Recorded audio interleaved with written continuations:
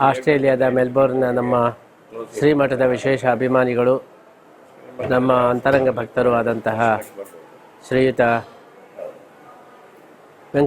ರಾಜೇಂದ್ರ ವೆಂಕರಮಲ್ಲೆ ಅವರಿಗೆ ಇವತ್ತು ಪ್ರಧಾನಮಂತ್ರಿಯವರು ಅಂತಾರಾಷ್ಟ್ರೀಯ ಯೋಗ ಪ್ರಶಸ್ತಿಯನ್ನು ನೀಡಿದ್ದನ್ನು ಕೇಳಿ ನೋಡಿ ಬಹಳ ಸಂತೋಷವಾಗಿದೆ.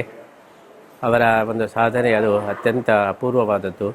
ನಾವು ಪ್ರತ್ಯಕ್ಷವಾಗಿ ನೋಡಿದ್ದೇವೆ. ಅಂತಾರಾಷ್ಟ್ರೀಯ ಮಟ್ಟದಲ್ಲಿ ಅವರು ಯೋಗ ಕ್ಷೇತ್ರದಲ್ಲಿ ನಡೆಸಿದ ಸಂಶೋಧನೆಗಳು ಹಾಗೆ ಪ್ರಚಾರ ಕಾರ್ಯಕ್ರಮಗಳು, ನಾವು ಸ್ವತಃ ಅದರಲ್ಲಿ ಭಾಗವಹಿಸಿಯೂ ಕೂಡ ಇದ್ದೇವೆ. ಅನೇಕ ಪುಸ್ತಕಗಳನ್ನು ಕೂಡ ಅವರು ಪ್ರಕಾಶನ ಮಾಡಿದ್ದಾರೆ. ಹೋದಲ್ಲೆಲ್ಲ ಅವರು ತನ್ನನ್ನೇ ಯೋಗಕ್ಕೆ ಅರ್ಪಣೆ ಮಾಡಿಕೊಂಡು ಎಲ್ಲ ಕಡೆ ಯೋಗದ ಬಗ್ಗೆ ವಿಶೇಷವಾದ ಪ್ರಚಾರವನ್ನು ಮಾಡಿದ್ದು, ವಾಸುದೇವ ಕ್ರಿಯಾ ಯೋಗ ಎಂಬಂಥ ಹೊಸ ಒಂದು ತಂತ್ರವನ್ನು ಕೂಡ ಅವರು ಕಂಡುಹಿಡಿದಿದ್ದಾರೆ.